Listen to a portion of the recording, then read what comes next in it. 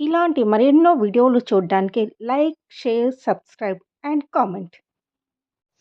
ఈరోజు ఈ వీడియోలో దసరా 9 రోజుల పాటు అమ్మవారిని 9 అలంకారాలను పూజిస్తాం. అమ్మవారి ఒక్కో అలంకారాల విశిష్టత గురించి తెలుసుకుందాము. శైలపుత్రి, బ్రహ్మచారిణి, చంద్రఘట, కూష్మాండ, స్కందమాత, కాత్యాయని, కాలరాత్రి, మహాగౌరి, సిద్ధిదాత్రిలను నవదుర్గలుగా పిలుస్తారు.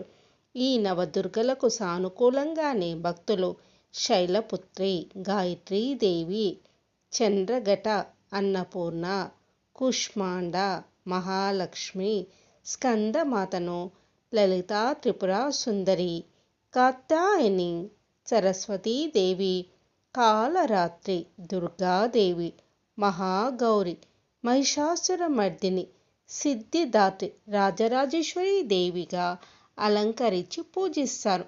అమ్మను 9 రోజులు భక్తి శ్రద్ధలతో ఆరాధన చేయడం ఉత్తమం. ఉన్నవాటితోనే పూజించుకోవాలి. ఫలములు, పుష్పములు, పాలు కూడా అమ్మకు చాలా ఇష్టం. ఉన్న దాంట్లో ప్రధానమైనది శుభ్రత.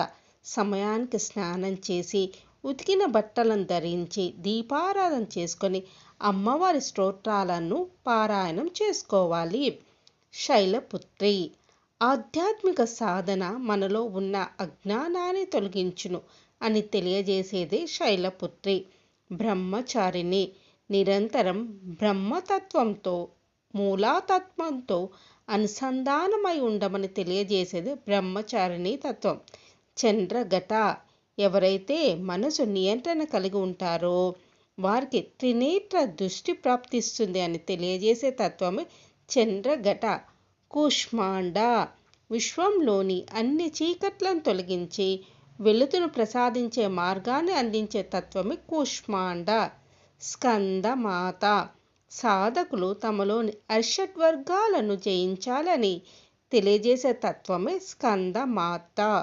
కాత్యాయని తమ ఆధ్యాత్మిక ప్రయాణంలో త్రిగుణాలకు, సత్వ, తమో, రజోగుణాలకు అతీతంగా సాధన చేయాలని తెలియజేసేదే కాత్యాయని.